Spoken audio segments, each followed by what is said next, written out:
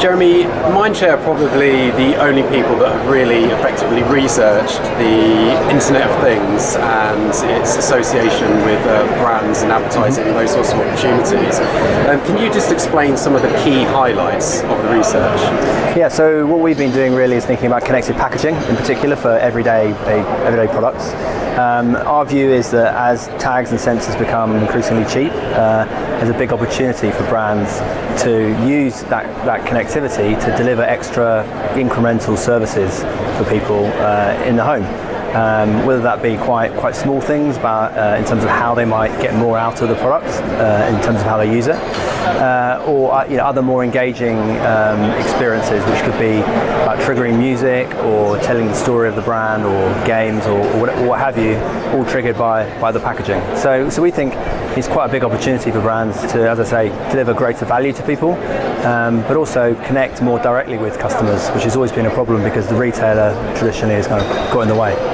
Could you perhaps give us a tangible example of how an advertiser might approach this and how it might be part of a wider campaign perhaps? Sure, well there are a number of ways in which advertisers can make their packaging connected.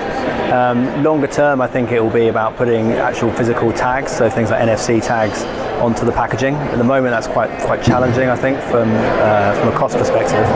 But ultimately whether it's through NFC tags, through things like Shazam which make the packaging connected without any sort of physical requirement, there are a number of different ways that the brands can give an extra experience or service through the packaging which is triggered by the user and normally through their smartphone. And can you take a sense from the research how the consumer is actually responding to all of this? I think with a certain sense of trepidation in some cases. I mean, there is a fear that if you let commercial entities do whatever they want, they potentially will bombard you with loads of unwanted messages. So I think people have been burnt to an extent by bad experiences, whether that be spam emails or the early days of SMS or even beacons.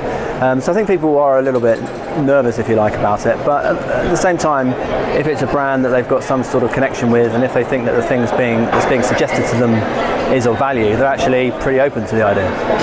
This new term was bandied around earlier, programmatic commerce. Could you explain what that really means and what sort of future we might expect? Programmatic commerce is really about the automation of reordering products. So we started to move in that direction with things like the Amazon Dash button, where you press a physical button to reorder a product. I think over time what we might see are either things like smart shelves or smart fridges that can itemize products, look at their expiry dates, weigh them to understand how much of the product's left, and then make orders on our behalf. Or potentially sensors that actually sit in the packaging itself that weigh the product, know that it should be 500 grams, only 50 grams left, and then place an order with an online retailer. So it's quite a scary world, I guess, in some senses, in the sense that things will start arriving on your doorstep that you haven't actually asked for.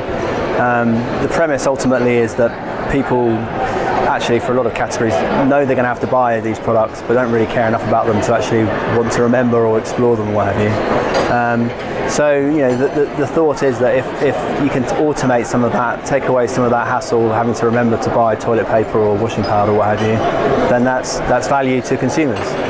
The question will be, I think, whether people have placed enough trust in the retailer brands for that to happen automatically, or whether people will be a bit cynical perhaps about which brands are being chosen for them and not necessarily trust the retailer to do it in their best interests. Based on that, do you think there are any wider risks to brands that want to sort of start playing around in this area? I think brands should certainly explore it. I mean, I think I'm a general believer in the principle that you need to innovate and experiment. I think certainly in the long term there could well be some challenges, particularly around, I suppose, price. If you believe that actually in a lot of these categories we're talking about, people don't really care enough about the brands, there is a threat that there could be a race to the bottom, if you like, around price, with the algorithm essentially set to buy the cheapest thing that is available. But the other way of looking at it is that already happens to a degree with promotions, and a huge proportion of products are just bought on promotion and people switch between brands. So I think really brands should be looking to experiment and seeing where it goes from there.